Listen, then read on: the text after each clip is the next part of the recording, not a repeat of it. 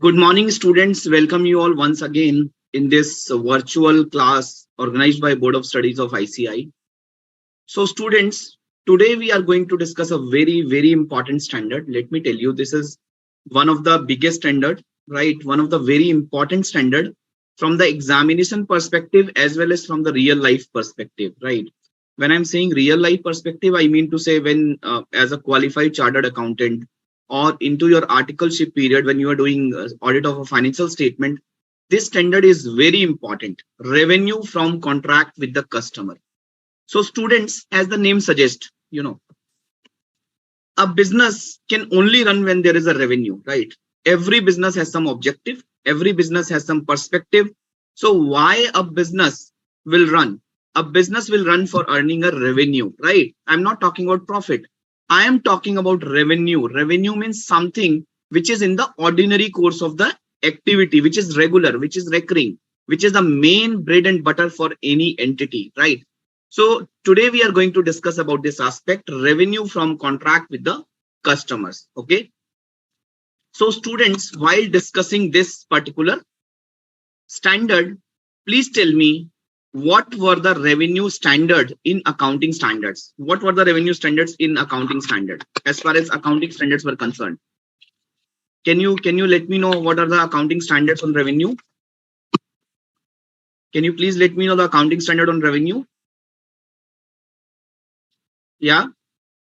Yes, Rahul, it is AS9, right? AS9 was talking about revenue, but apart from AS9, there was one more standard which was talking about revenue, and it was AS7. AS7 was talking about revenue from construction contracts, right? It was revenue from construction contracts. So friends, in IGAP, I mean to say in accounting standard, we were having AS9 on revenue, which is taking care of all the revenues, right? And AS7 was taking care of revenue from construction contracts, right? So friends, in comparison to Ind AS, if I talk about the title of AS9, the title of AS9 was revenue recognition, right? Was revenue accounting or revenue recognition. But the title of Ind AS 115 is revenue from contracts with customers, right? So three keywords here, revenue from contracts with customer, revenue, contract and customers, right? I will deliberate in detail on all these three words, right, in some time. So let me talk more here. So friends, we all are aware about accounting standards, right? But as far as global framework of revenue is concerned, globally under IFRS, there were two standards on revenue, which was IAS 11 and IAS 18. IAS 11 was taking care of construction contracts revenue. IAS 18 was taking care of revenue recognition, right? So these were two standards in globally. These were two standards globally, right? International Accounting Standard 11, International Accounting Standard 18. Friends, in 2018, I'm talking about 2018 year, right? So Financial Accounting Standard Board of USA and International Accounting Standard Board, right? These two big boards, these two big giants have started long back to merging these two revenue standard and to issue a single standard on revenue, right? And hence in 2018, they have issued IFRS 15. With the name of the IFRS 15 was revenue from contract with the customer. They have deleted, they have demised, and they have replaced this IAS 11 and IAS 18 with IFRS 15. Friends, as far as Ind AS are concerned, under Indian accounting standard, earlier we were having, when these Ind AS were notified in 2015, we were having Ind AS 11 and Ind AS 18. Ind AS 11 was on revenue from construction contract and Ind AS 18 was revenue other than construction contract, right? So globally, when IFRS 15 notified, effective from 1st April 2018, again, we have also demised, we have also deleted Ind AS 11 and Ind AS 18, and we have also issued the counterpart standard of IFRS 15, which is Ind AS 115. Ind AS 115. I hope it is clear to all of you, right? Clear? So friends, Ind AS and IFRS. So we all are aware that Ind AS are the converged version of IFRS applicable to India. So probably some in some old books or somewhere you will see Ind AS 11, Ind AS 18. So friends, as far as financial reporting paper is concerned, Ind AS 11 and Ind AS 18 is no more relevant. Okay. Ind AS 115 is relevant for you guys. Clear? As far as GFRS paper is concerned, only IFRS 15 is relevant, right? And in accounting standard, which is not your agenda for CA final, although in accounting standard AS 9 and AS 7 is relevant. Okay, clear? Yeah. So students, let's discuss more on this particular standard. And let me look at the query if there's any query, any doubt. So first announcement, students. In February 2022, there were 5 classes on Ind AS 115, but in this particular session, 3 classes will be covered, right? And the intent was you have to refer the classes which were the 5 classes which were there in February 22. So these classes were available, and probably the link must have been shared by the Board of Studies of ICI. You need to refer these classes, and this time we will complete this Ind AS 115 in 3 classes. And let me tell you, I will cover a lot of questions, a lot of case studies, right? I will cover again in these 3 classes. And I'll touch upon the entire overview, the entire standard. But of course, the classes are 3 only this time. The classes are not 5 classes. So you guys have to refer the earlier lecture, and then you have to refer this lecture, so that at the same time, you will understand the lecture and you will get the revision of those lectures as well, right? Okay, Sumit has told, yes, I referred those 5 or 6 classes. So I hope you have referred the classes which were there on 22 February and 24th February, so on and so forth, Sumit. Yeah, good. And one more announcement, guys. So today the class will be only for 2 hours. No break will be there, right? Due to some urgency. I have to I have to conclude this class or conclude this session by 9 a.m. Okay. Yeah, let's move on, and please let me know if my Excel file is visible, guys. Please let me know if my Excel file is visible.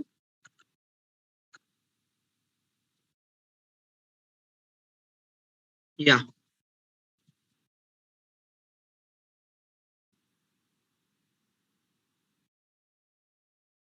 Yes. So students, let's discuss Ind AS 115. Ind AS 115, revenue from contract with the customer. The title is revenue from contracts with the customers, right?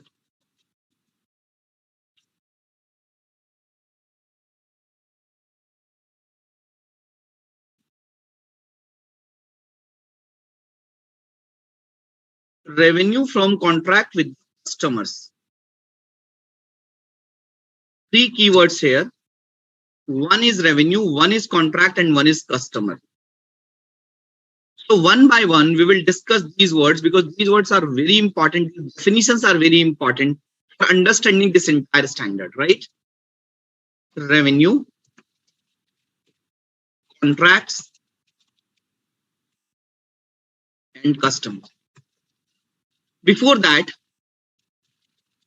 let me discuss. There is a company. The name of the company is Ambuja Cements Limited. So guys, what is the ordinary course of activity for Ambuja Cements Limited? What is the ordinary course of activities for Ambuja Cements Limited?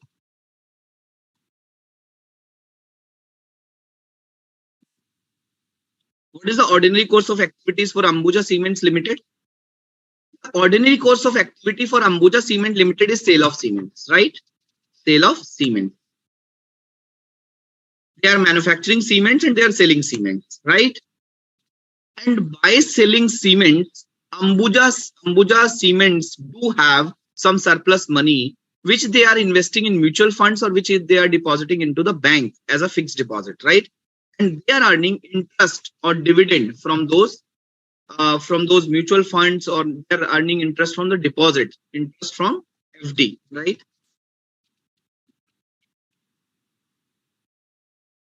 Now my question is, there is a word called revenue, there is a word called gains or other income, right? There is a word called gains or other income, and then there will be a income, right? So friends, now please tell me whether revenue is a bigger word or income is a bigger word. Whether revenue is bigger or income is bigger. Whether income includes revenue or revenue includes income. Yeah. And also tell me, in this case, sale of cements and interest from fixed deposit, what is my revenue? Whether both sale of cements and interest from fixed deposit is my revenue, or sale of cements will be my revenue and this interest from fixed deposit will be other income or will be a gain kind of thing. Vijay is saying income is bigger word. Income includes revenue. And Srishti and Sumit is also saying the same thing, that income is a bigger word. You guys are right, right? If I am talking about Ambuja Cements Limited, sale of cement is nothing. Sale of cement is a revenue. It is a revenue, right? And interest from fixed deposit is nothing. It's an income. It's a other income, right? And the total of revenue and total of other income will be known as an income, right? So revenue means revenue is an income. Revenue is an income which is arising from the ordinary course of business, which is arising from the ordinary course of the entity. Revenue means revenue is an income.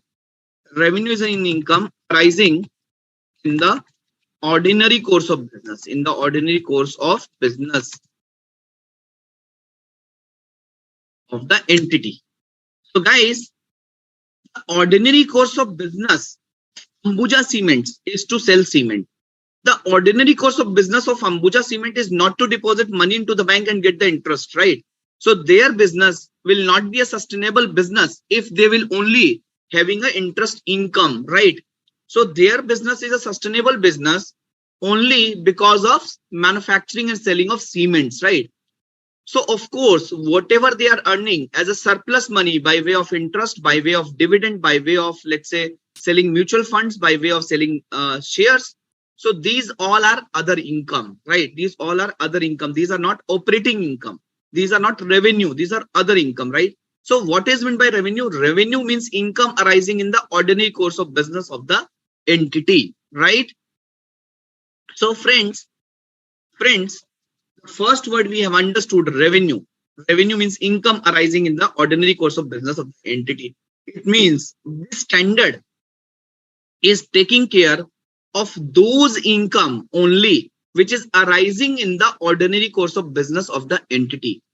Sir, in accounting standard 9, it was also talking about the interest income. It was also talking about the dividend income, right? Sir, whether interest income will be covered under this particular standard, answer is no, right?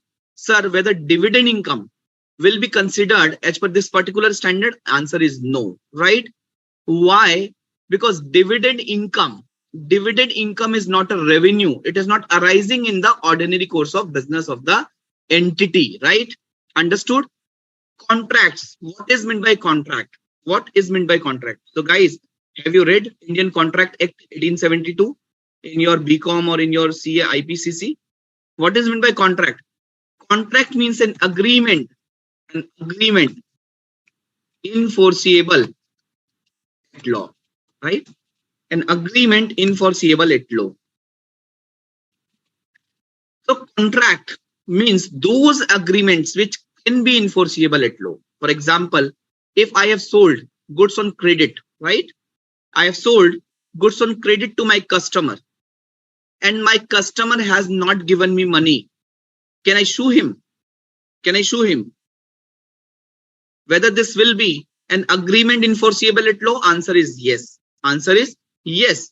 Because I have committed my part of obligation, but he has not fulfilled his part of obligation. And that is why this is an agreement enforceable at law, right? Second, a father is gifting a car to his son out of love and emotions, right? So guys, in this case, can I say it is a contract which is enforceable at law? If a father will not gift a car to his son, can a son sue his father that he has not gifted him a car? Is it an agreement enforceable at law? Answer is no. This is not an agreement enforceable at law, right? Third example. For example, I'm a chartered accountant and I'm filing GST returns, right? And I have told my friend that I will help you in filing GST returns, right? My friend is filing GST returns at his own, and I told him that I'll help you in filing the GST returns. And in turn, he has also committed to help me, or he is normally helping me, right? In the other stuffs, right? So the point is, if I'm not helping, or I will not be able to help, or if I have not helped my friend in filing GST return, can he sue me? Is it an agreement enforceable at law? Answer is no. Answer is no. Okay. Is it clear? Is it clear? Yeah. So coming to the meaning of customers. So two words we have understood, although we will discuss more in detail, but two words we have understood so far. One is revenue, which is an income arising in the ordinary course of business of the entity. The second one is contract, which is an agreement enforceable at law. Third one is customer. So what is meant by customer? What is meant by customer? Right. So customer means customer is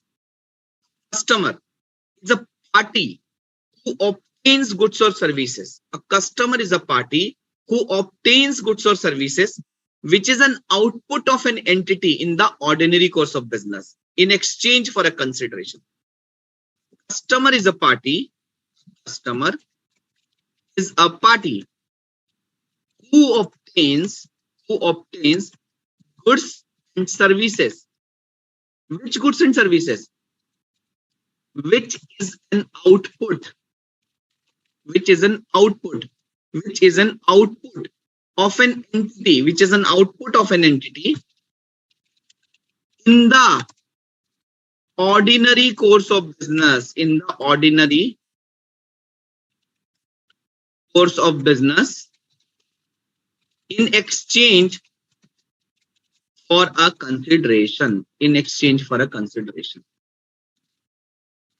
So friends, for example, let's say I'm a teacher, right? And I have my coaching class. I'm just taking an example. I'm not having any coaching classes.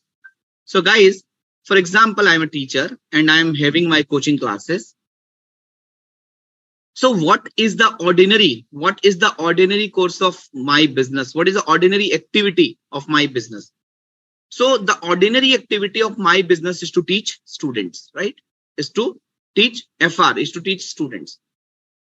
So what is my output in the ordinary course of business? My output in the ordinary course of business is to teach financial reporting to CA final students, right? And who is my customer? Guys, who is my customer? Who is my customer? My students. My students is my customer. So I am an entity and my student is my customer.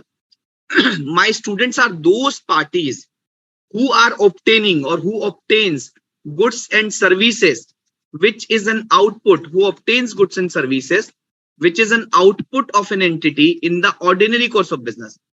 My customer is my students who obtains goods and services,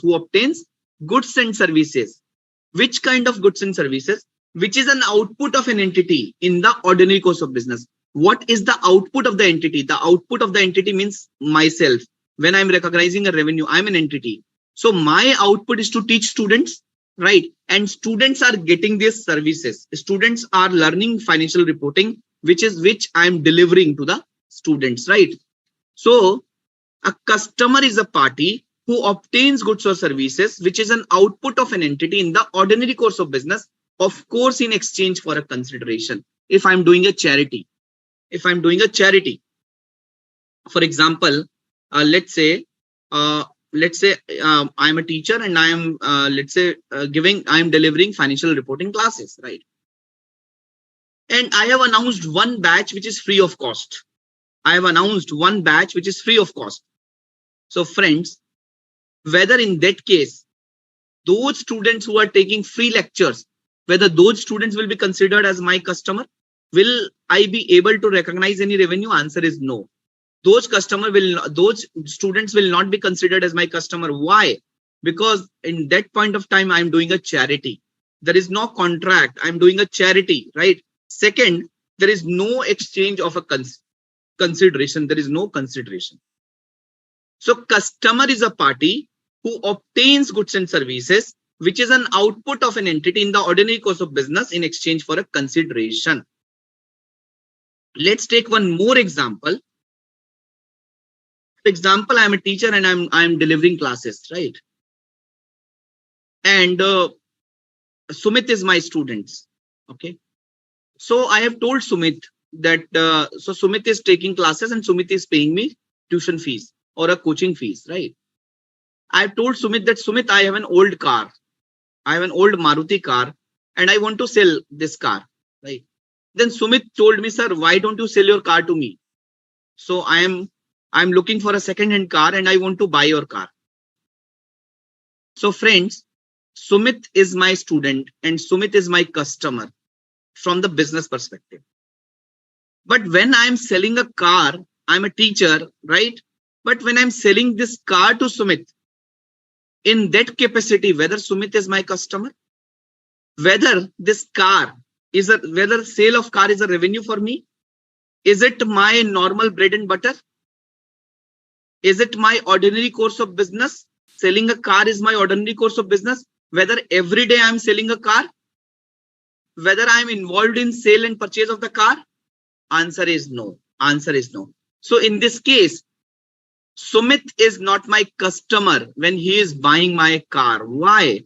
A customer is a party, right? Although Sumit is paying me money in exchange for a consideration is there, but Sumit is not that party who is obtaining the car, and this car is not a output, is not an output, it is not my output in the ordinary course of business, right? These goods are not the output in the ordinary course of business. But if Sumit will buy the car from Maruti dealer, then what will happen?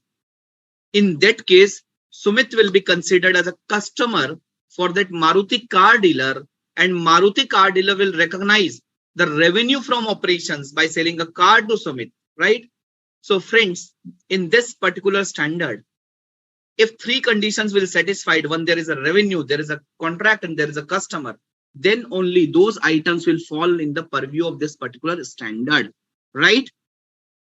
As far as this standard is concerned, so three are the keywords: revenue, contract, and customer.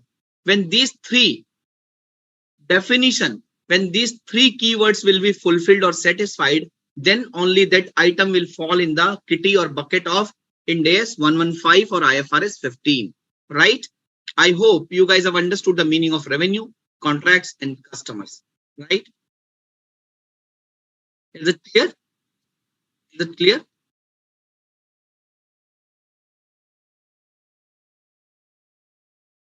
So Srishti is asking, sir, means here customers are both end consumers or who purchase in bulk of resale. So it could be both, Srishti. It is not only end consumer, it could be both. Like for a manufacturer, right? For example, ITC. ITC is selling the FMCG product to all the distributors, right? To all the retailers, and they are doing bulk purchase. Of course, their customer. ITC is recognizing a revenue from operations, okay? Right? Or for example, Bata. Bata is selling, Bata have their own outlet as well. And Bata is also selling, their shoes or their footwears to other distributors, wholesalers or retailers, right? So these wholesaler retailers are again customer of Bata. Bata is recognizing a revenue from operations, and Bata has their own outlet as well. So when the customer will enter into the Bata outlet and purchase one footwear one pair of footwear, two pair of footwear. So those customers are also, those parties are also considered as a customer for Bata, right? Is it clear, Srishti? Is it clear? Good. Visa is asking, should we refer old classes and then only continue this, or we can continue, or can we continue this, sir?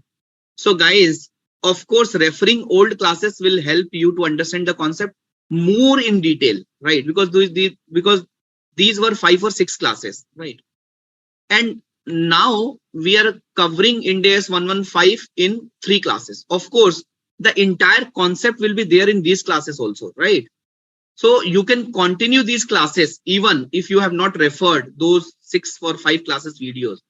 But it would be good if you will refer those videos and then listen these classes as well, because you will be able to raise query accordingly, right? Otherwise, you will have a lot of confusion or you will have a lot of doubt. So when you listen those videos and then come to attend these videos, it will be more beneficial to you. And what will be the benefit? The benefit will be, so at the same time you are understanding the concept and you are revising the concept as well, right? And if you have any query, you can raise those queries, you can ask questions as well. Okay.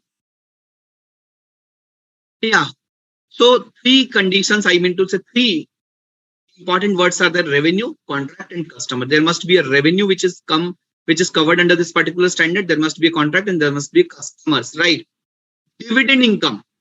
Reliance Industries Limited is distributing dividend, right? Is distributing dividend to the shareholder. For example, to the shareholder, Mr. X. Let's say Mr. X Limited, not Mr. X, X Limited. Okay. So X Limited has some equity shares of Reliance Industries Limited, and RIL is distributing to the shareholder who is X Limited. Dividend, they are paying dividend to X Limited. Whether in the books of X Limited, this dividend is a revenue,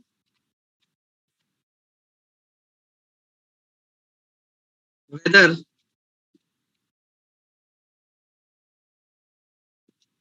dividend income in the books of X Limited will be covered under Ind AS 115. Tell me what is your view.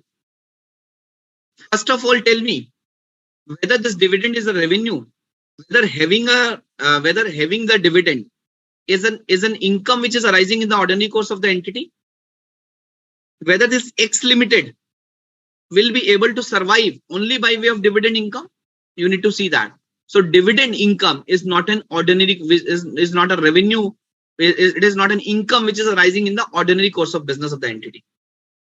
Whether between X Limited and between Reliance is there any contract which is enforceable at law. If tomorrow Reliance will not pay any dividend, can X Limited go to the can X Limited go to the court of law, and can X Limited sue Reliance that Reliance has not paid dividend to me? Yeah. Answer is no. There is no contract. Even though if tomorrow you have invested in the equity share and the company goes bankrupt, the value of the equity shares will become 0, right? When the stock market is crashing, so people are losing their crores of monies. People are losing their millions and billions of money.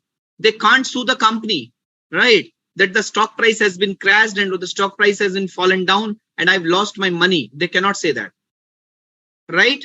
So why? Because there is no contract. There is no contract.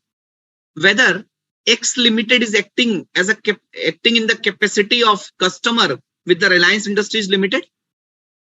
So whether X Limited is a party who obtains goods or services, whether X Limited is having a dividend which is an output of the Reliance, whether Reliance is engaged in only in the business of paying dividend or Reliance is engaged in the different business. Reliance is engaged in a different business. Paying a dividend is not an output in the ordinary course of business, right? Is not an output of the ordinary course of business of the Reliance, right? The output of the business of Reliance is different. It is into petroleum, it is into refinery, it is into gas business, right? Understood? So in this case, this dividend is not a revenue, dividend is an income. Dividend is an income. Dividend is an income. Okay. It is not a revenue, it is an income. And it is not covered under Ind AS 115. It will be covered as per the financial instrument standard, right?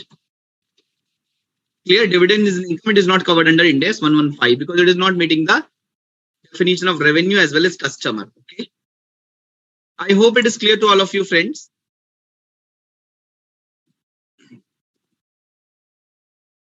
I hope it is all of you. It is clear to all of you.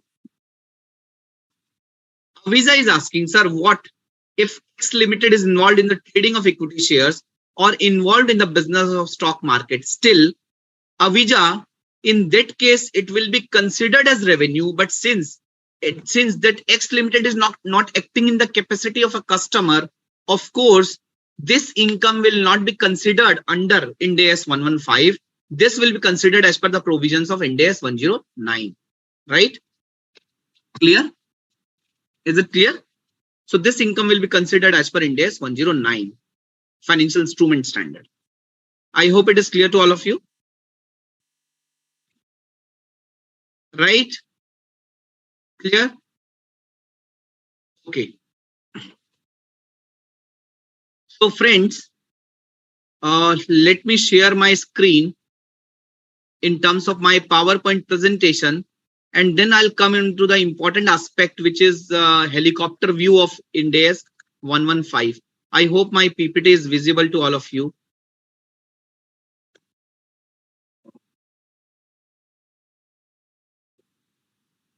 Just a minute. Yeah.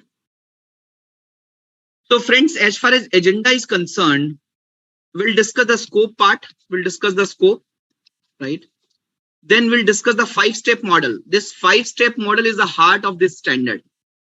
This 5-step model is very, very, very, very important. This standard is dependent on 5-step model, right? So in the 5-step model, we will discuss identification of contract, which is step 1. We will discuss the performance obligation, which is step 2. We will discuss transaction price, which is step 3. We will discuss allocation of price, which is step 4. We will discuss recognition of revenue, which is step 5. And then the last part, which is disclosure. So this entire standard revolves around these 5 steps, right? Around these 5 steps. And let's discuss the first part, which is scope. Then we will move into the 5-step model. And first, I will set the context with the help of a small or layman language example, right? I will cover all these 5 steps. Then I will move into the nitty-gritties of each and every steps, right? So what is in scope or affected by this standard? What is within the scope of this standard, right? An entity shall apply this standard to all contracts with the customers,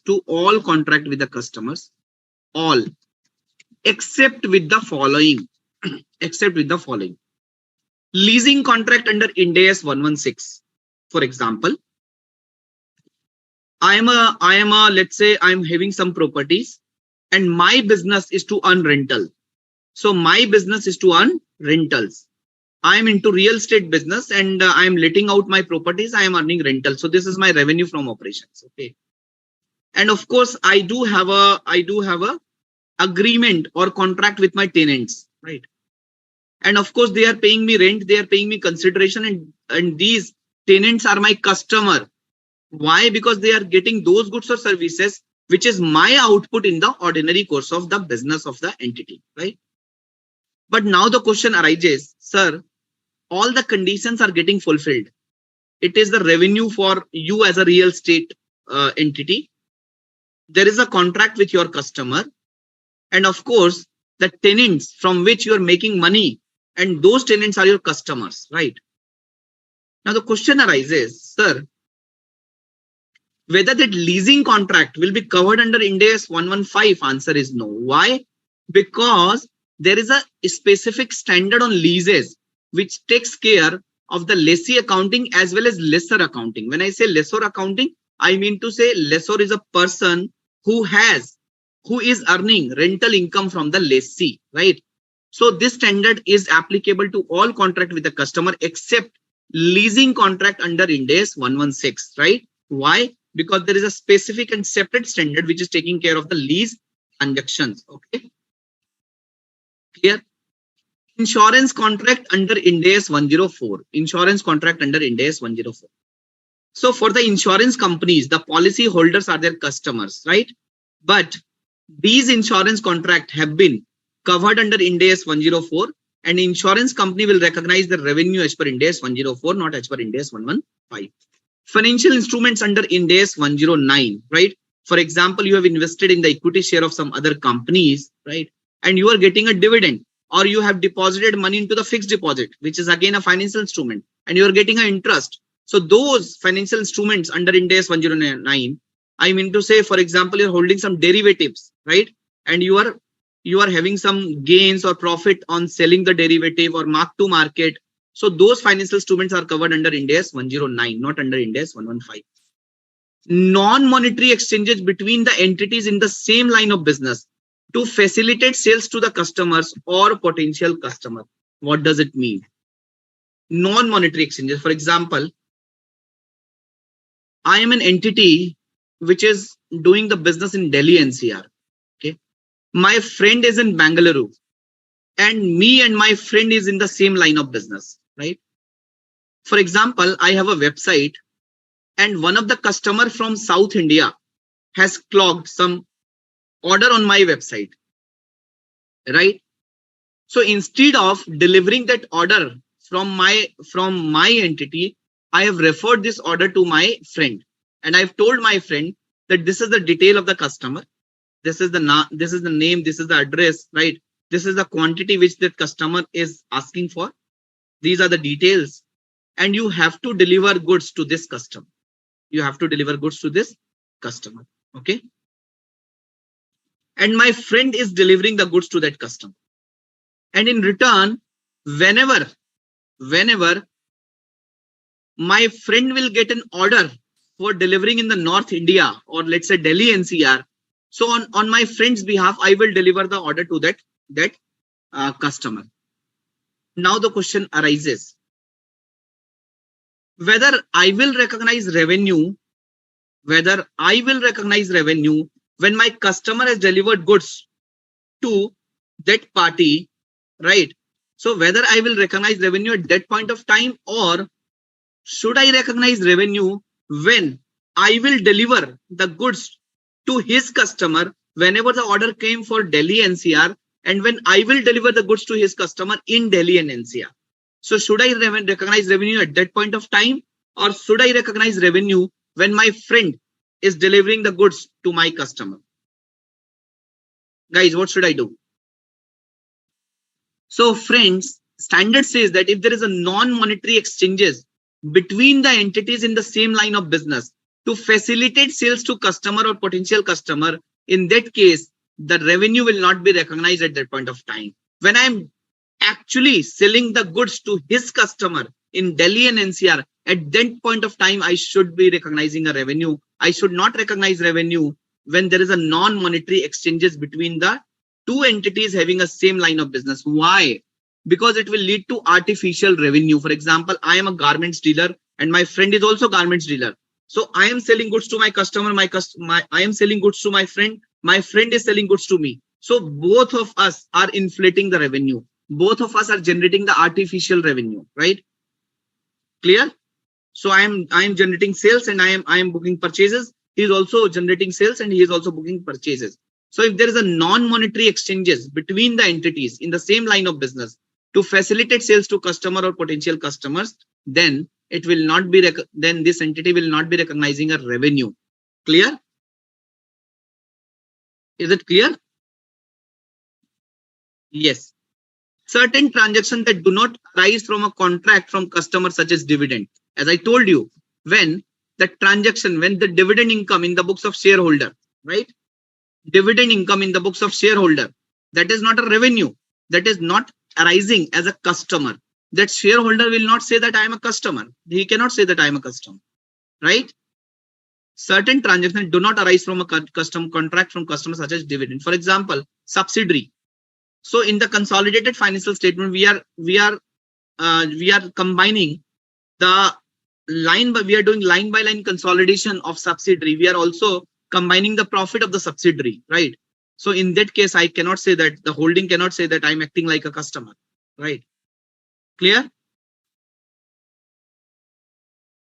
Is it clear, guys? The scope is clear to all of you? Good. So friends, now again, I'm moving to my Excel file to discuss the heart of the standard. Very, very, very important part, right? And I have 11 language example to make you guys understand the meaning of this, the entire essence of Ind AS 115. And I call it as a helicopter view of Ind AS 115. I call it as a helicopter view of Ind AS 115. Yeah. Sumit is asking, sir, some lawyer is charging only 1 rupee as their fee. Is it a consideration under Ind AS 115? Yes, Sumit. So even though if they are charging at a discount, still it is considered as a consideration under Ind AS 115. Yeah. So let's discuss this example, and with the help of this example, you will get the entire essence of Ind AS 115. Very, very, very important example. And the same example I have taken at the time of 22nd February 2022 also, right? Voltas Limited, and that is why I called it as a helicopter view of Ind AS 115. Voltas Limited has sold an air condition to Mr. Ram on 15th March 2021 for rupees 50,000. The company has only delivered the AC unit till 31st March 2021. So this Voltas Limited, which is an AC company, has sold an air condition to Mr. Ram on 15th March, that is 15 days prior to the closing of the financial year. So on 15th March for rupees 50,000.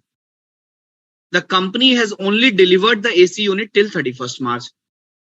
The company promised to provide AC unit, stabilizer, installation, and one free service to the customer over a period of 2 years. Okay. The stabilizer, and this company is promised to provide 4 things: air condition unit, right? Like air condition unit, stabilizer, installation, service, and one free service within a time frame of 2 years from the date of purchase. The stabilizer and installation service was provided on 20th May 2021. So till 31st March, they were able to deliver only that AC unit, and the stabilizer and installation service was provided after the close of the financial year, which is on 20th May 2021. And the customer has availed the free service in November 2021, right? So in FY 2021, they have only delivered AC. In 21-22, they have delivered stabilizer. They have given installation service, and the customer has also availed that free service in that 21-22 only. Being an accounting expert and a student of CA final, the company wants your guidance for recognition of revenue in 2021 and 21-22. So guys, first of all, I would like to understand. Have you understood the question? Have you understood the question? Yeah, the question is clear to all of you. The question is clear to all of you guys. Good, good. So now we will do the analysis of this particular question. Okay. Before that, let me see if there is any query on the query box. Avija is asking, sir, if there is a monetary exchange between the entities, can we recognize the income? Maybe like commission on sales for referring to purchase from the other vendor. Yes. So Avija, in that case, it will be a commission income, right? It will be a commission income, like all the brokers who are referring the order to the vendor and they are getting a commission, like these real estate vendors, real estate brokers. So their main revenue from operation is a commission income only. In that case, you have to recognize the revenue for that, right? Yeah. So guys, let's do the analysis for this. What is the ask of the question? The ask of the question is, company wants your guidance for recognition of revenue in 2021 financial year and 21-22 financial year, right? So friends, for recognizing a revenue as per Ind AS 115, you have to run through 5-step model, right? You have to go through with the 5-step model. First step is step 1. Step number 1. Identify the contract with the customer. Identify a contract with the customer. Is it a contract with the customer? Identify the contract with the customer. So in this case, when the Voltas is selling air condition to the customer, is it a contract with the customer? Answer is yes. This is a contract with the customer. Identify the contract with the customer. Is it a contract with the customer? Answer is yes. Step 2. What is my step 2? Identify the performance obligation in the contract. Identify the performance obligation in the contract. Identify the performance obligation in the contract, right? Identify the performance obligation in the contract, right? So friends, identify the performance obligation in the contract means how many performance obligation are there in this contract. So how much of goods and services the entity has promised, how much goods and services the entity has promised to deliver to the customer, So in this case, tell me how many performance obligation are there in this contract? How many performance obligation are there in this contract? Tell me. Yes, in this case, 4 performance obligation are there. In this case, 4 performance obligation are there. What are those performance obligation? The first one is AC unit, delivering AC unit. Second one is stabilizer.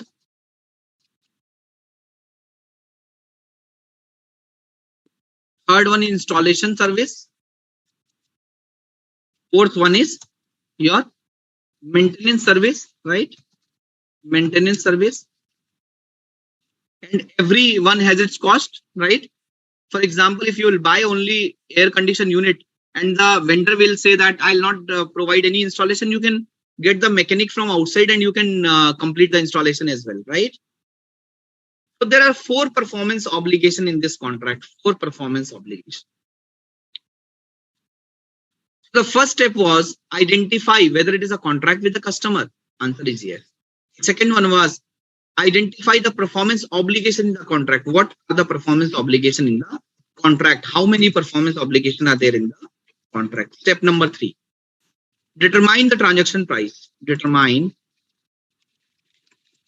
the transaction price. Determine the transaction price. Friends, in this question, what is the transaction price? What is the transaction price? What is the price on which the transaction has happened? What is the transaction price, guys?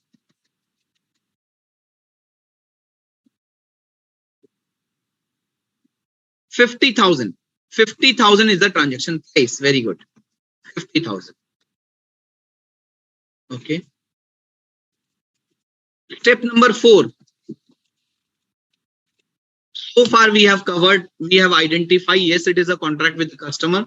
We have identified what are the promises which have been done by the supplier or by the entity to the customer. How many performance obligations are there? Then we have discussed what is the transaction price. We have discussed the transaction price as well, right? It is 50,000 rupees. Now the next step, allocate the transaction price into the performance obligation on the basis of their standalone selling price. Very important step. Allocate the transaction price, which is TP. Allocate the transaction price. Allocate the transaction price into the performance obligation. performance obligation on the basis of their standalone selling price. On the basis of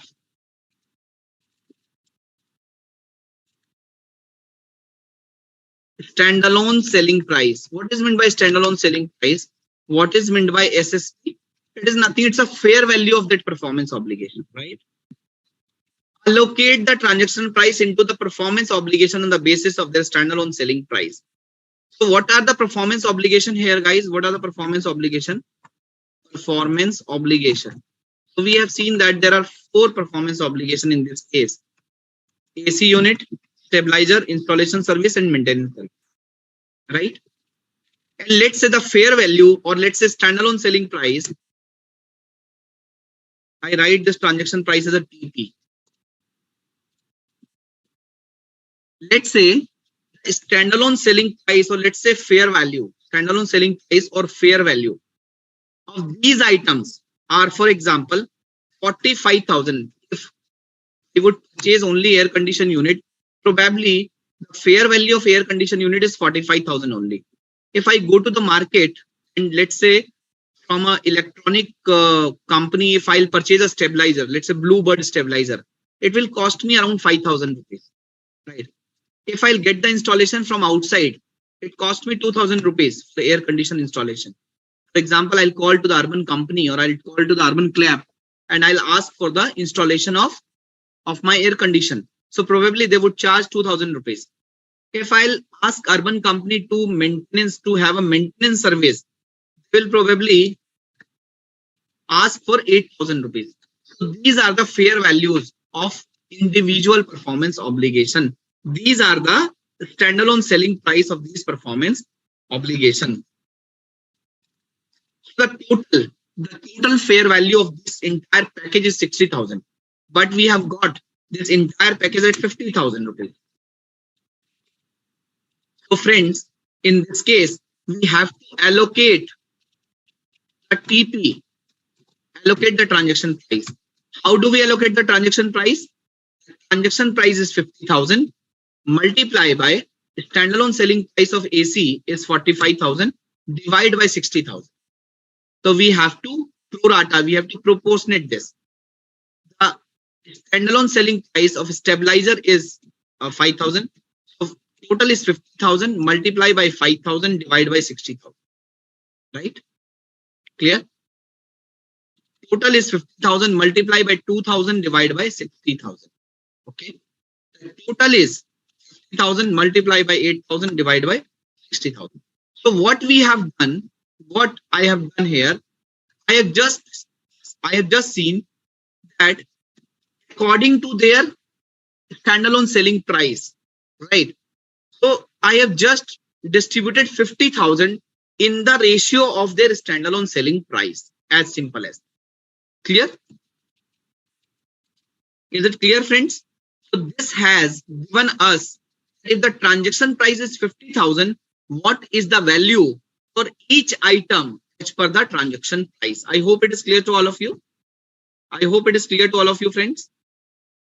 Yeah. Now step number 5. Step number 5 is, so far what we have done, the first step, we have identified whether it is a contract with the customer. Then we have identified the performance obligation, that how many performance obligations are there, what are the performance obligation, what are the promised goods and services in the contract, right?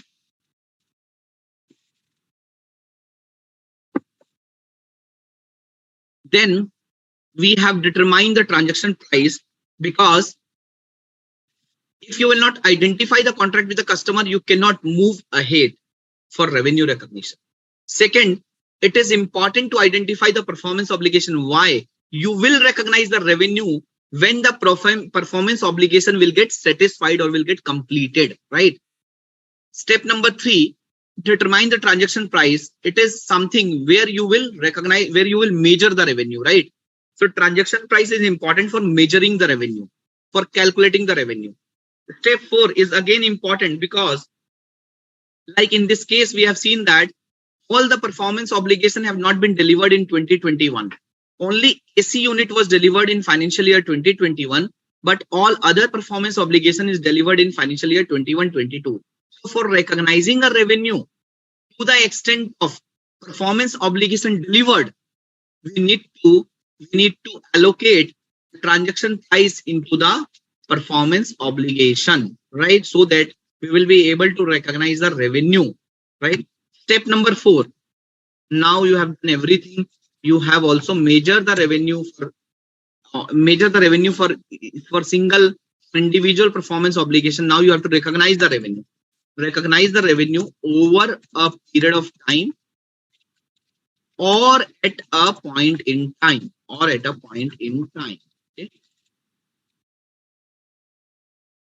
So friends, for example, this AC unit. When you have delivered the AC unit, you have to recognize the revenue at a point in time, right? The moment you have delivered, you have to recognize revenue. Stabilizer, the moment you have delivered, you have to recognize revenue. Installation service, it is a one-time service. The moment you have delivered, you have to recognize the revenue. Maintenance service, right? For example, if in the question it is written that it has to be recognized over a period of 2 years,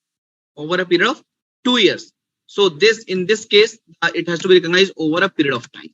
Okay, 2-year, 3-year warranty is there, so it has to be over a period of time. Okay, but of course, revenue has to be recognized when, if it is only a single maintenance service, revenue has to be recognized when this maintenance service will be provided or when the time period will be expired, right? When the time period will be expired. Clear? Yes, Sumit, standalone selling price is a market value or a fair value of the individual product and services, right? Yeah. I hope it is clear to all of you friends. Any doubt, any problem, any challenge, please let me know. Is it clear to all of you guys? Good. Clear? So we have to recognize revenue accordingly. Now let's move on to the next part, which is a accounting entry, so that you will have more clarity. Accounting entries, right? The company wants your guidance for recognition of revenue. So how the accounting entries needs to be passed? Accounting entries. Accounting entries.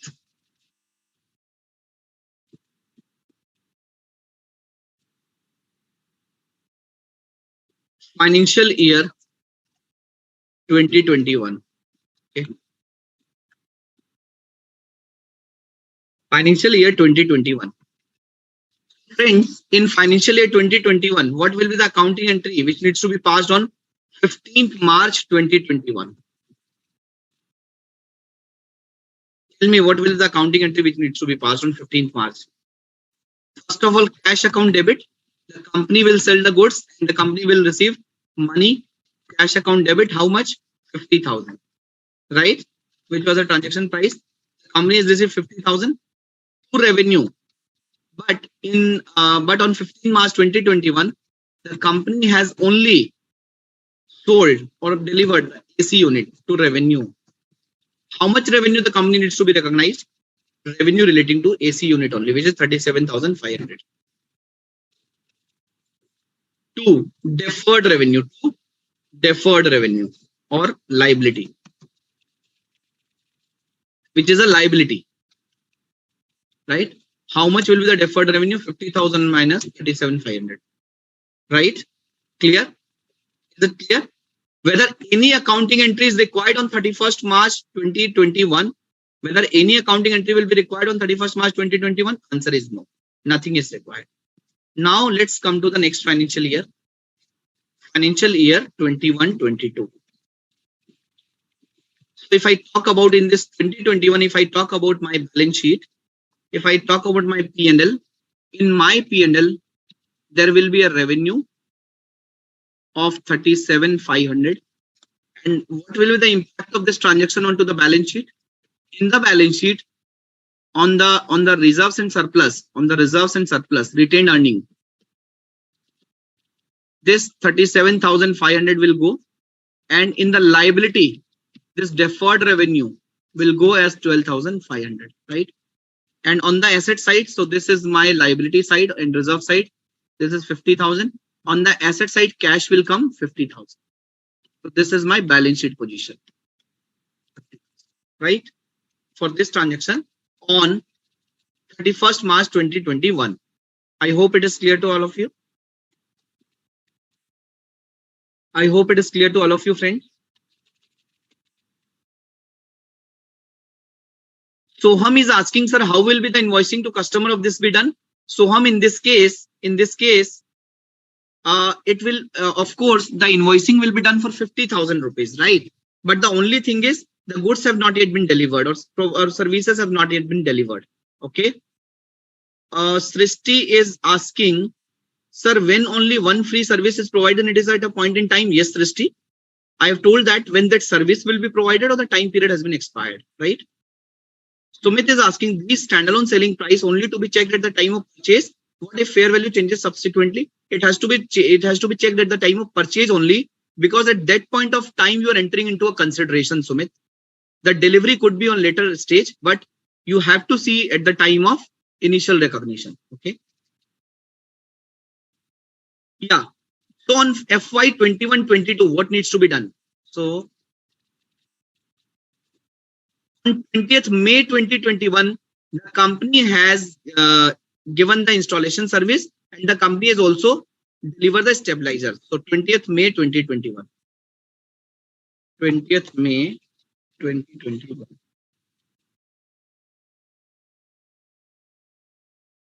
Right?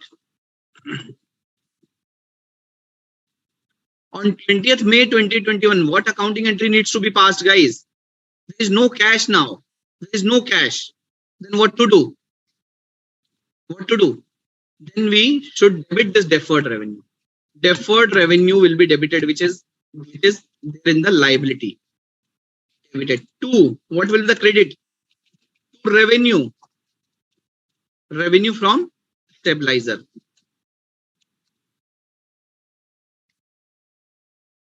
2. Revenue. Installation service. Right? So how much revenue from stabilizer will be recorded? 4167. How much revenue from installation service will be recorded? 1667. And now this will be debited from deferred revenue. Debited to deferred revenue. This plus 5833. Clear? Is it clear? Being revenue recognized on delivery of stabilizer and installation service. Right? Now what next? On November 2021, the customer has availed the free maintenance service as well. Let's say 30th November 2021.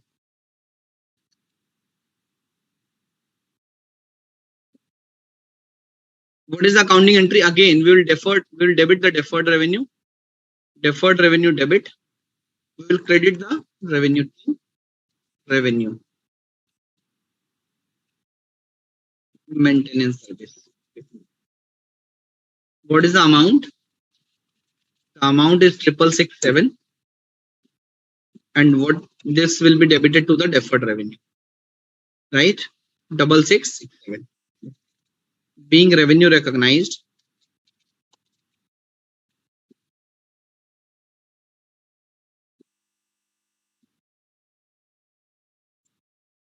at the time of providing free service. Right? Guys, can we say that the free service is a free service? Nothing is free in this world, right? For example, if you bought a car from a dealer, right? And the dealer is saying, I'll give you a free service.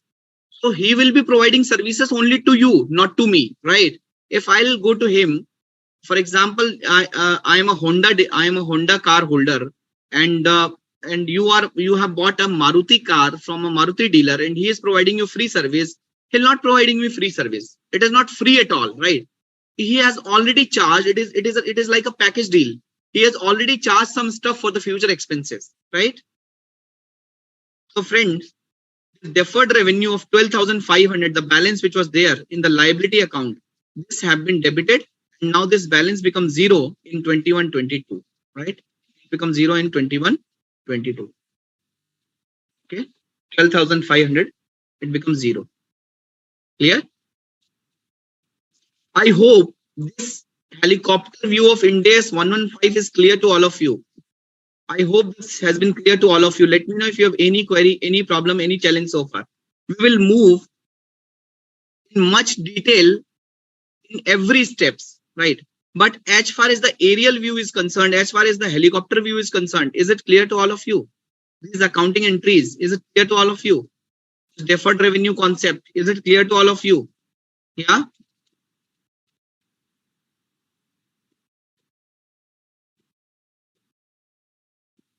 Yes, Soham, you can say that, right? Is it clear, guys?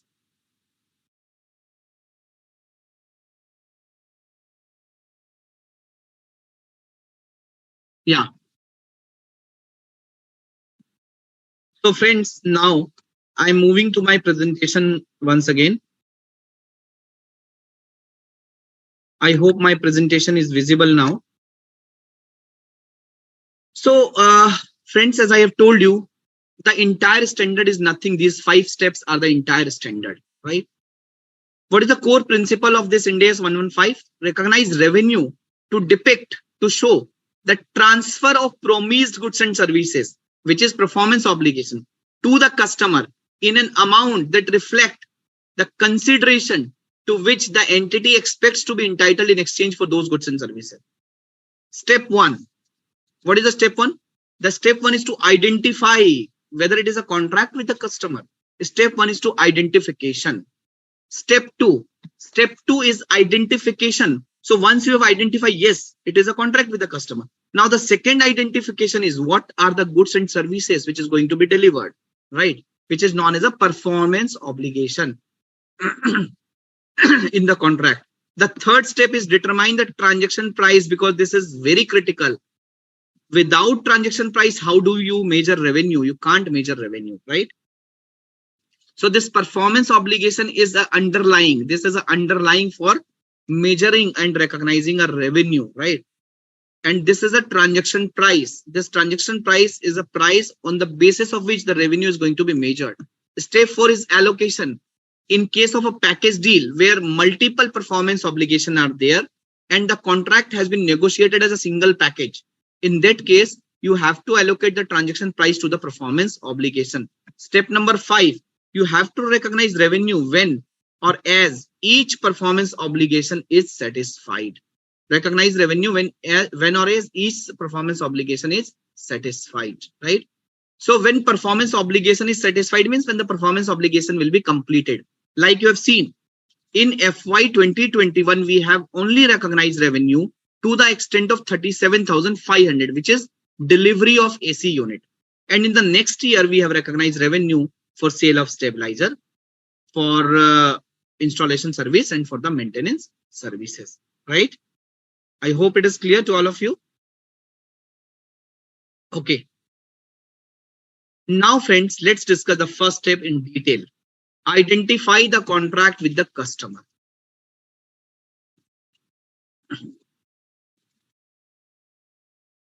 Koshiki is asking, sir, deferred revenue is reserve or liability? Deferred revenue is a liability. It is also known as unearned revenue, right? It is also known as a unearned revenue. It is a liability. It is not a reserve. Okay. Clear? Is it clear to guys? Is it clear to all of you? Let me show you the deferred revenue in the balance sheet with the help of a practical example. Let me know if this annual report is visible to all of you.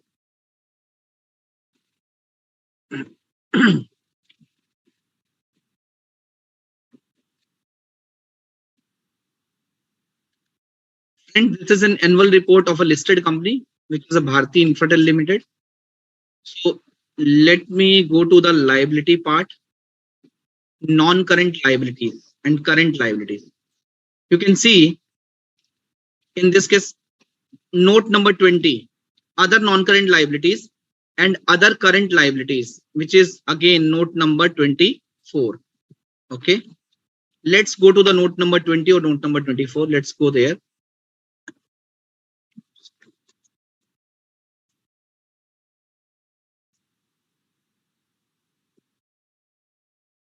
Note number 24, unearned revenue. This is nothing, it's a deferred revenue. It's a deferred revenue.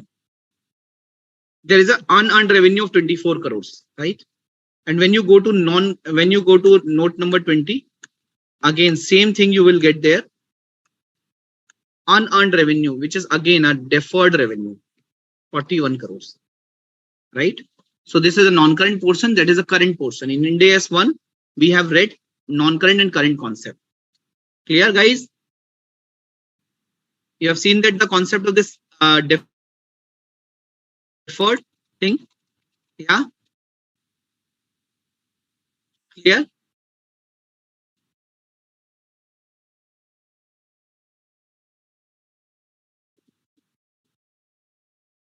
Good. Thank you, Rohan. Thank you for the feedback. Let me go to the PPT again.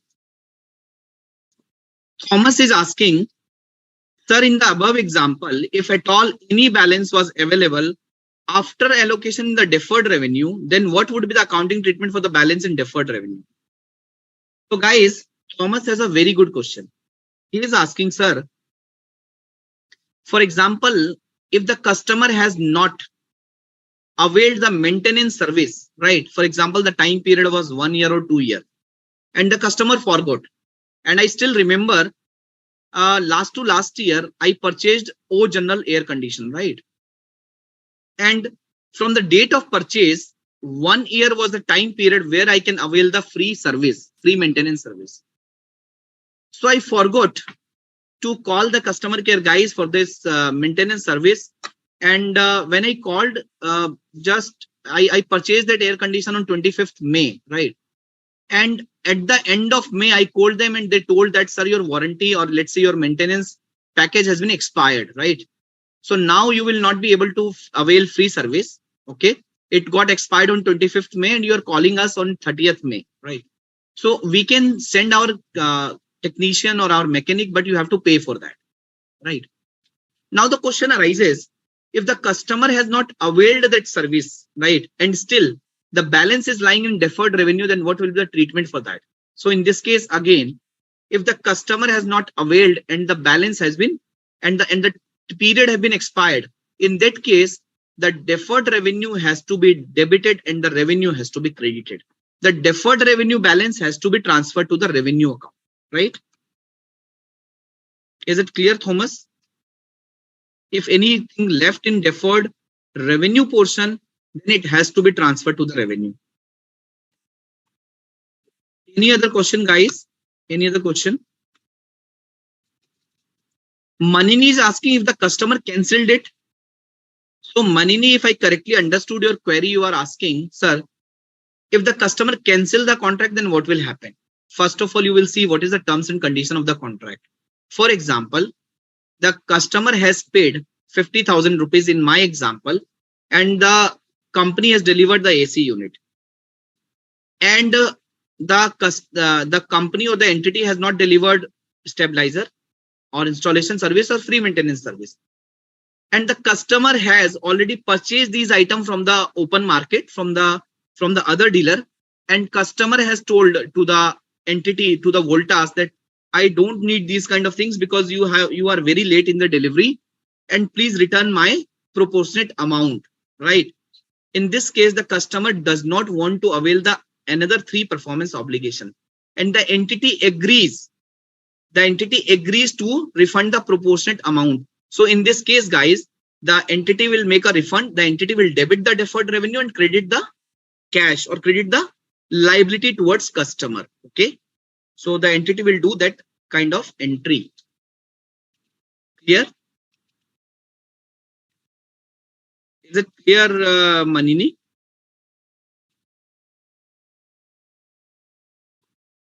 Yeah. Good, guys. Let's move on up to the first step. Identify the contract with the customer. What is meant by contract? A contract is defined as an agreement between two or more parties that creates enforceable rights and obligations. So guys, I've told you, only those agreement can be considered as a contract which creates enforceable rights and obligation, right? If two parties have entered into a contract, but if one party will not perform its obligation, the other party cannot sue. The other party cannot enforce to the first party to perform his or her part of obligation.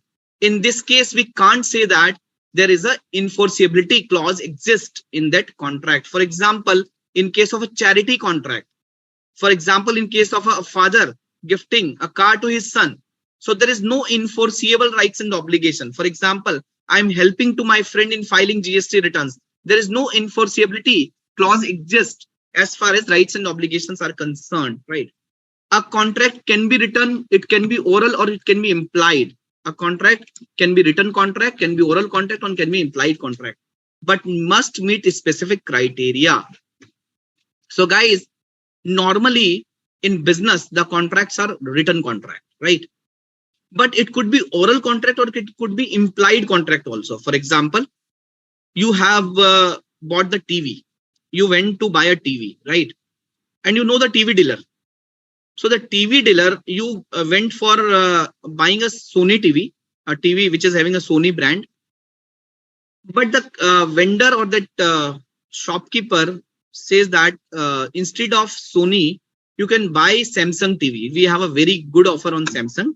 And let me tell you, the Samsung TV is having a very relevant and very updated features in comparison to Sony. You can use this TV and you can use for next 15 days. And if you will not find any feel good factor, you can return this TV to us and you can buy Sony TV, right? So the vendor or the supplier has given a time period of 15 days, but within 15 days, after expiry of 15 days, the customer does not came to the shopkeeper or does not came to the vendor, right? So what does it mean? It means it is a implied thing that the customer has accepted that Samsung TV, right? So contract could be written, could be oral, could be implied. Contract does not exist if both parties can cancel without penalty. If both the parties can cancel any order without penalty, then we cannot say that there is a enforceability clause exist. We cannot say that the rights and obligation can be enforced. So it must have some penalty clause due to non-performance of the party's obligation, right?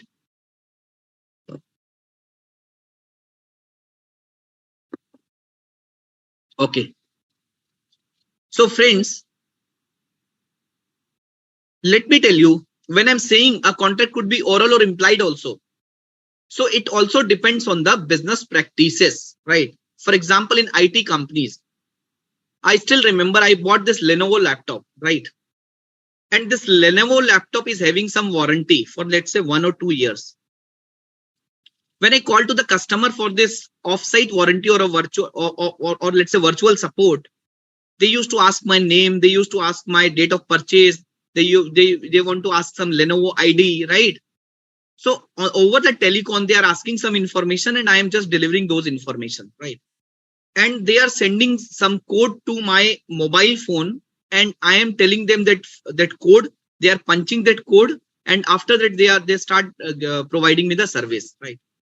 So in IT companies, these kind of, this is a business practice that these kind of, things happen. When they ask some important questions, they will give you some code or they will send you some OTP. When you give them OTP, they will start giving their service.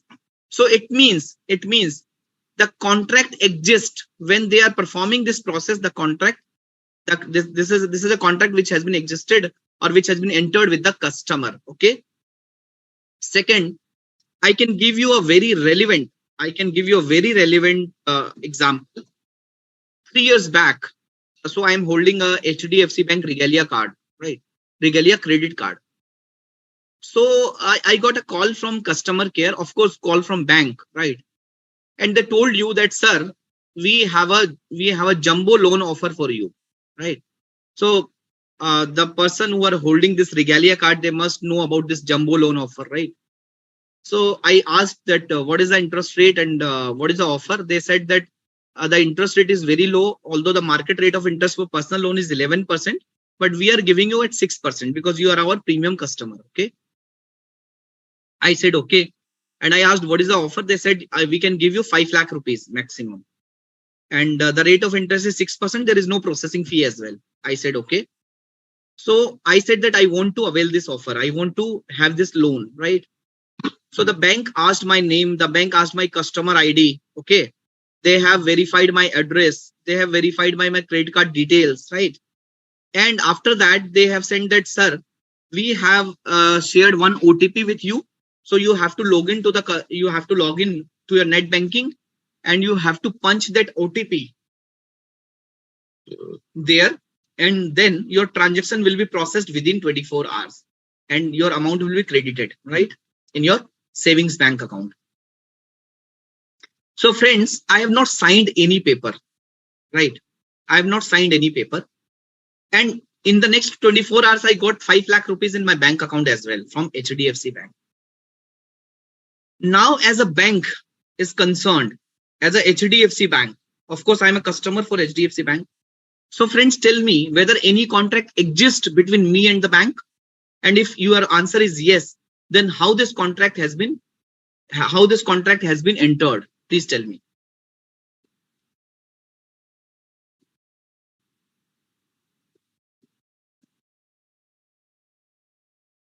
Tell me, guys. In this case, I have not signed any paper. I have given some information, then some approval code were there, and I have punched that code. I have punched that code or that OTP into some, at some forms, and the transaction has been approved and processed. Now, my question is, if I have not signed any paper, whether any contract exists? Yes, there was an oral contract which had been exist, and this is the business practice. This is a customary business practice in these kind of industries, right? So like IT industry, like banking industry, right? So a contract could be oral contract, could be written contract, or could be implied contract. But yes, the enforceability clause must be there. It means the parties cannot cancel without penalty, right? Or if one party has performed their part of obligation, and if the consideration is involved, that party has to pay the consideration to the party who has delivered the goods and services, right? So a contract exists. Now, when we can say that a contract exists, when we can say that yes, it is a contract with the customer. This is a contract with the customer when these 5 conditions will be satisfied. What are those 5 conditions? The first condition, parties have approved the contract and are committed to perform. So guys, the moment I have given the information and I have punched that OTP, it means the contract has been approved and the parties are committed to perform.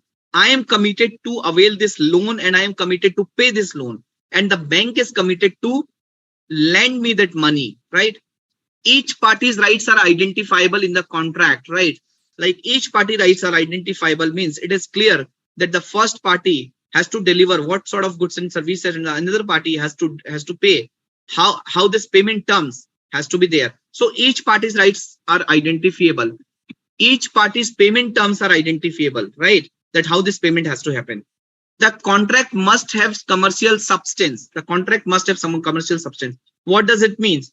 For example, I am having a Louis Philippe store, LP store, right? Garment store. My friend is also having a garment store. He is again having a LP store. So we are selling goods to each other. So it means contract does not have any commercial substance.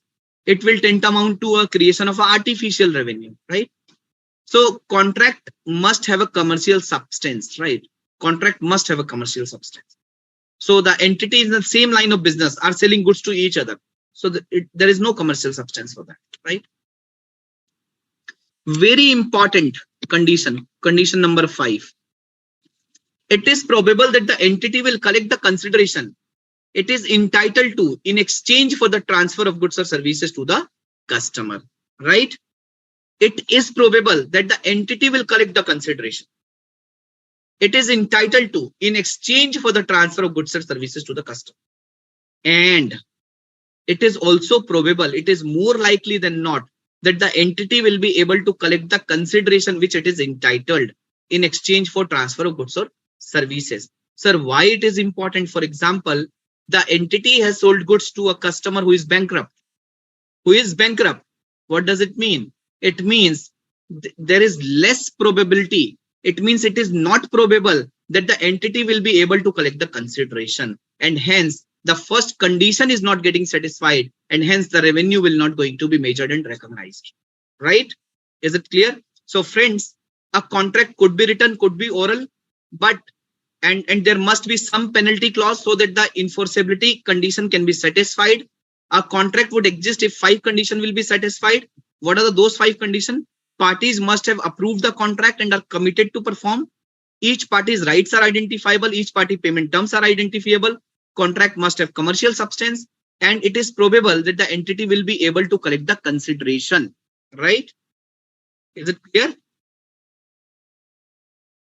Yeah. So collectibility criteria. What is meant by collectibility criteria? So how can you say that it is probable that the entity will collect the consideration? Standard says that for looking at whether it is probable that you will be able to collect the consideration, so you need to see the intent and ability of the customer to pay. And guys, it is not a theoretical part. It is a practical aspect. It is a practical aspect. And you will see the accounting policy also with the listed companies where they are saying that the revenue has been recognized to the extent there is a probability of consideration, there is a probability of collection of consideration. Right, friends? So, friends, the collectibility is depending on the intent and ability. Intent and ability, and I'll give you an example. There is a company which becomes bankrupt or which becomes insolvent, right? And let's say I'm a chartered accountant and I am filing GST returns for that entity. Still, I'm filing the GST returns for that entity. So till the time the entity was not bankrupt, the entity was paying the money. But now the entity has become insolvent and there is no money lying with the company, and the company is into hard liquidity crunch. Even they are not able to pay the salary to their employees, right? So friends, in this case, if I'm a chartered accountant entity, whether I will be able to recognize revenue, answer is no. Why? Although the intent will be there for that company, for that customer, the intent will be there, but the ability is not there to pay the promised consideration. Hence, this 5th number point is not meeting. It is probable that the entity will collect the consideration. Why? Probably intent is there, but the ability is not there, right? But the ability is not there. Second example, I am selling goods and services to a gangster, for example, Mr. Dawood Ibrahim. I am delivering goods and services to a gangster. And as far as track record is concerned, the gangster is not paying money to the vendor or the supplier. Now, the first question, do I have any option to not sell the goods and services to that gangster? Answer is no. I have to. Right? If I have sold the goods and services to the gangster, now the point is whether I will be able to recognize revenue. The track record is not paying to anyone. So friends, in that case, that gangster is a well-rich person, right?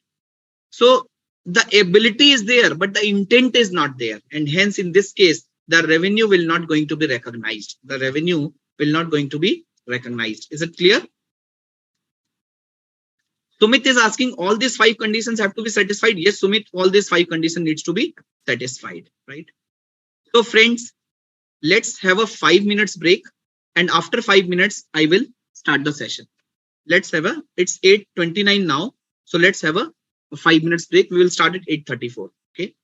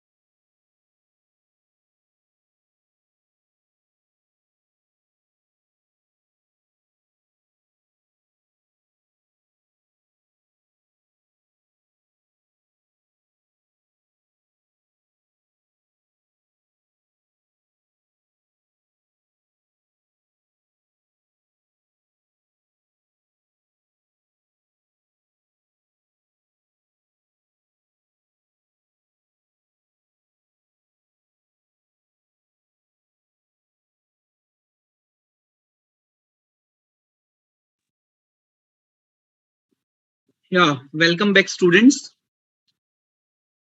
So, as far as first step is concerned, where identification of the contract with the customer has to be established, we have discussed that there must be a probability of consideration, right? For example, there is a transaction price of 10 lakh rupees, right? And the probability is only to the extent of, let's say, 6 lakh rupees. We are aware that in the kind of industry we are dealing, or with the kind of customer we are dealing, so if we were raising an invoice of X rupee, the customer will deduct 20% or 30%, right? And after that, the customer will only pay. Okay. So but in this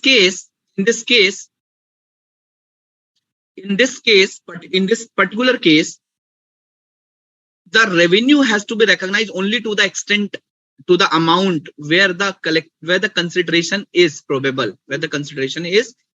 right? So in this case, only 6 lakh needs to be considered. 10 lakh should not be considered for recognition of revenue. When further, for example, in this particular case, only 6 lakh, the entity is able to collect the consideration to the extent of 6 lakh rupees only, right?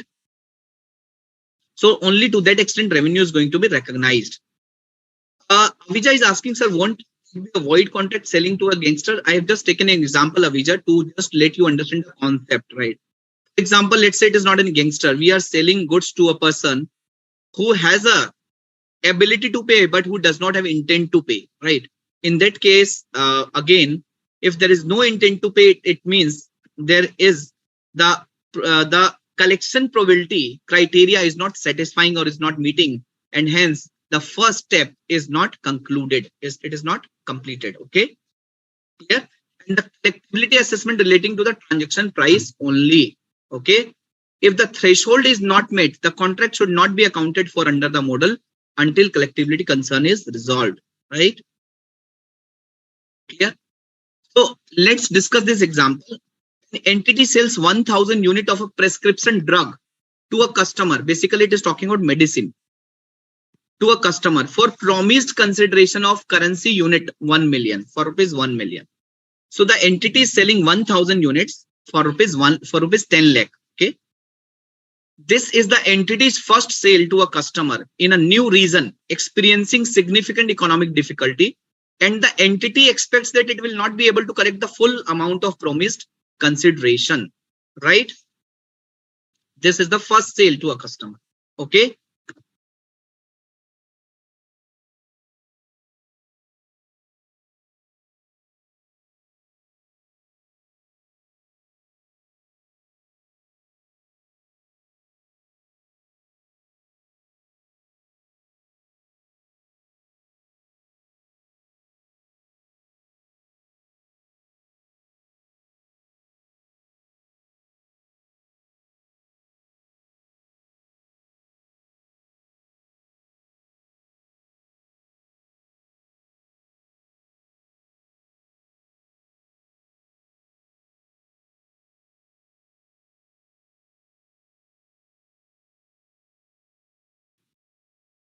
Sorry, there was some technical glitch.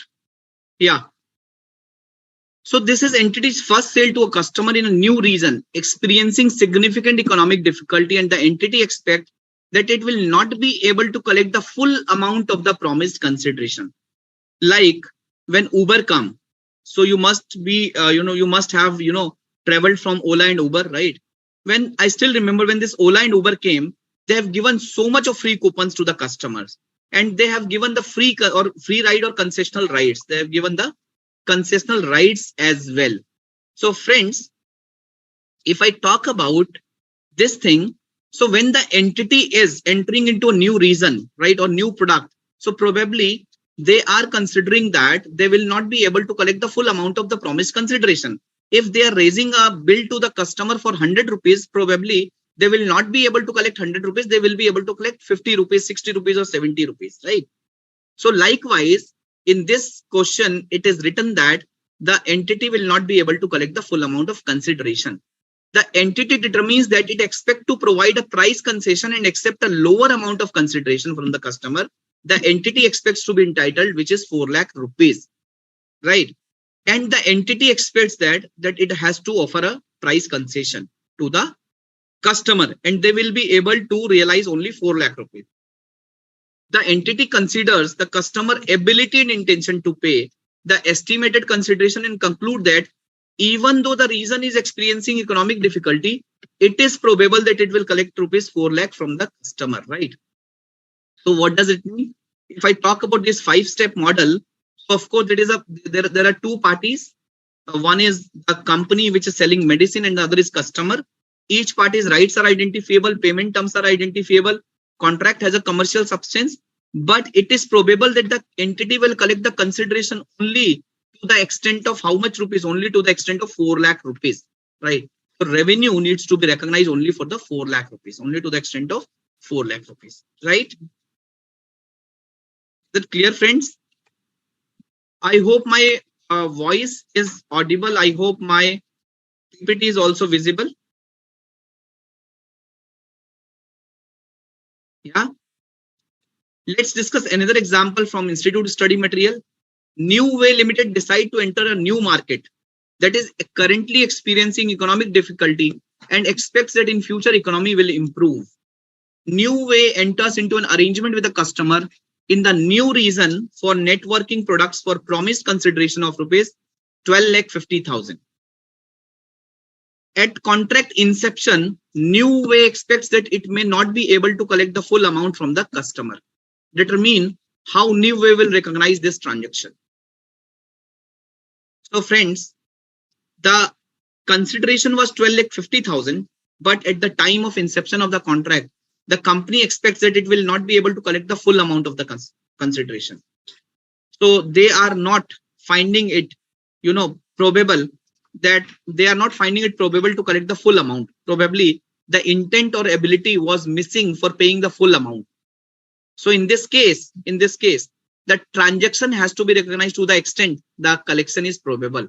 Assuming the contract meet all other criteria covered within the scope of step 1 in Ind AS 115, the company need to assess whether collectibility is probable.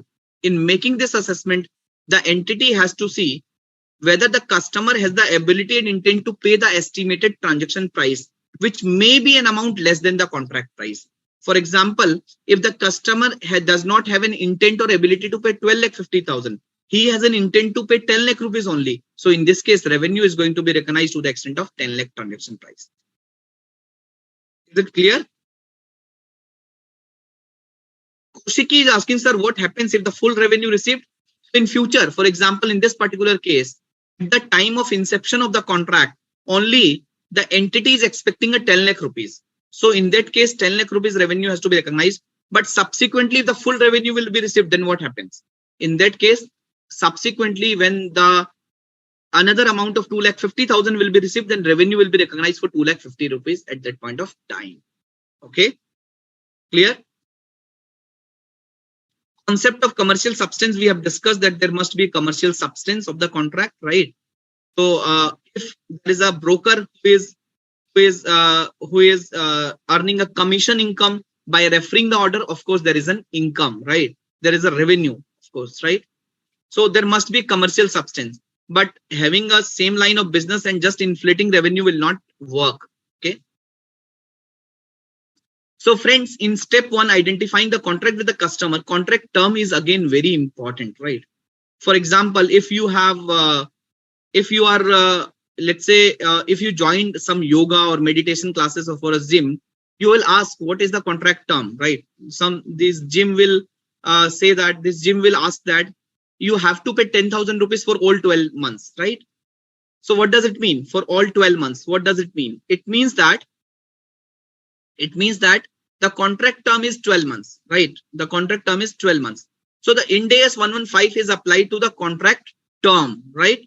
So contract term is very important. Let's understand this concept with the help of the example. Service provider enters into a contract with the customer to provide monthly services for a 3-year period.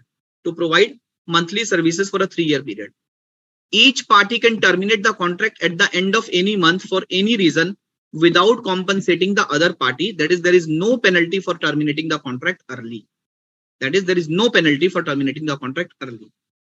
What is the contract term for purposes of applying the revenue standard? So friends, The service provider enters into a contract with the customer to provide monthly services for a 3 period. For example, I have entered into a contract with Sumit. That Sumit, I will give you monthly tuitions. Okay.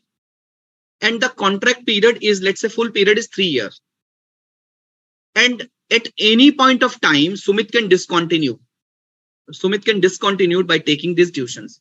At any point of time, I can discontinue teaching to Sumit. And there is no penalty. For example, if after 6 months, I will say, Sumit, I don't want to take further sessions or further classes.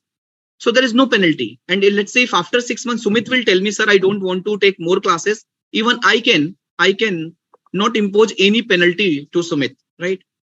So the question arises, what is the contract term for the purpose of applying Ind AS 115? So friends, in this case, since there is no penalty clause and it is a month-on-month contract, right? When 1 month will be completed, revenue has to be recognized for that month. When another month will be completed, revenue has to be recognized for that month, right? So for the balance month, if any party will discontinue, no one can enforce for the balance period. So in this case, the contract should be treated as a month-on-month contract, even though there is a term of 3 years, but the balance period is not an enforceable period.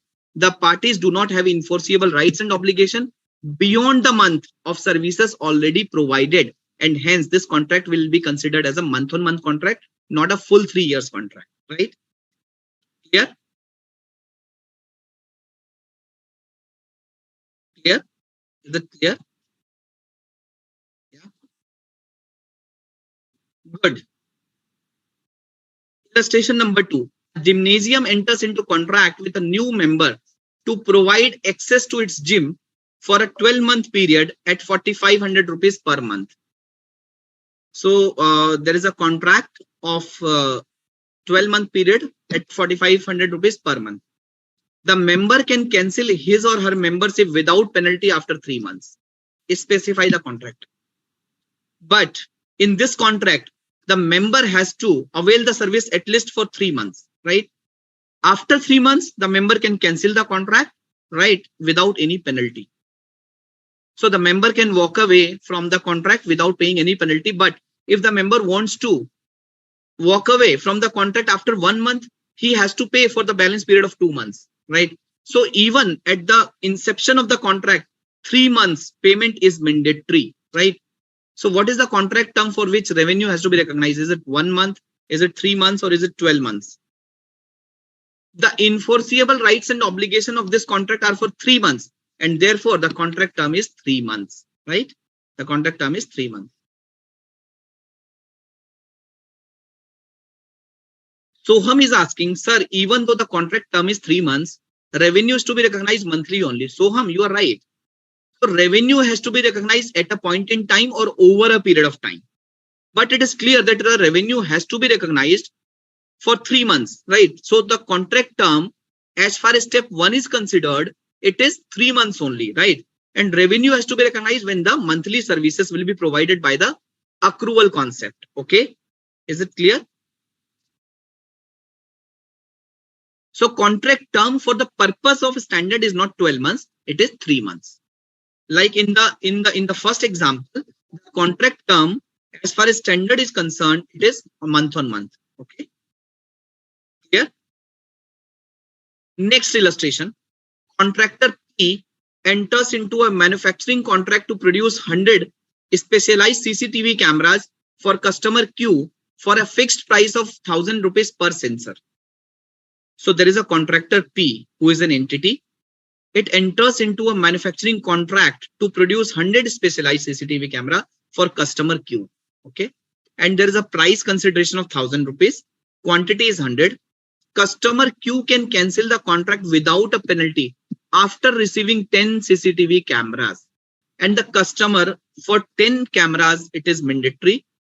If the customer will not opt for 10 cameras, the contractor P can sue him to purchase 10 cameras or to pay for the 10 cameras, right? Specify the contract units to tell me what is the contracted units as per Ind AS 115. Is it 100? Is it 10? Or is it something else? Tell me, what is the contracted units as per Ind AS 115? So friends, again, it determines that because there is no substantive compensation amount payable by Q on termination of the contract, that is, there is no termination penalty in the contract. If after buying 10 units, Q will say that I don't want to buy the another 90 units, there is no termination penalty. It is akin to a contract to produce 10 CCTV cameras that gives customer Q an option to purchase an additional 90 CCTV cameras, and hence the contract is for 10 units only, right? So the contracted unit is 10 only. So probably after buying 10 unit, when the customer will buy another units, then only the revenue will be recognized. And of course, the contracted units for this particular case is 10 units only, right? Any doubts so far, guys? Christy is asking, sir, when collectible amount is less, then entry will be passed with deferred revenue in illustration number 1. Christy, in this case, first of all, tell me, the customer, the entity has sold goods on a credit basis, right? And they have billed for 12,50,000, and they are just thinking that we will be able to receive only 10 lakh rupees, right? So revenue has been recognized for 10 lakh rupees. And so what accounting entry they will make? They will make to revenue 10 lakh rupees, because I have told you that revenue has to be recognized to the extent the collectibility criteria is there. So revenue has to be recognized to the extent of 10 lakh rupees. Credit revenue. Debit. What will be debited? Debtor will be debited. Debtor 12,50,000, right? But the next entry will be credit. What next entry will be? Credit entry to provision for debtors, right? 2,50,000, because they will not be able to receive 2,50,000 rupees as far as the initial situation is concerned, right? Clear? Is it clear, friends? So in the first example, deferred revenue was there. Why? In my helicopter view example, deferred revenue was there because the 50,000 rupees have been received in upfront, right? In this case, at the inception of the contract, we are considering that we will not be able to receive this entire 12,50,000, and hence we will recognize revenue to the extent the amount is probable to be collected. Okay. Is it clear? Is it clear, friends? Clear, guys? Great. Good. So friends, because I have to conclude this session in the next 3-4 minutes, so I'll not start this combining contract and the separation contract. So this I will start in the next day, right, which is Saturday. So I will request each one of you that please go through with the earlier videos, at least 2 days videos, on 22nd and 24th February videos, so that you will find the next class very fruitful, right? So at least 2 or 3 videos you need to watch for the last classes on Ind AS 115. Okay. Let me know if you have any queries so far. Otherwise, I'll conclude the session today.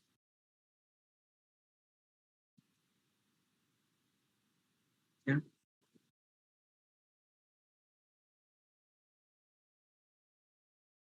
So thank you, Rohan. Thanks, Radhika. Thank you, Srishti. Everything is clear in today's class. Great. Good to know that. Thank you, guys. Now I'm concluding my session for today, right? So thank you very much, and we'll meet on the day after tomorrow, and we will cover till step 3 on the day after tomorrow, right? Thank you so much, guys. Bye bye. Take care.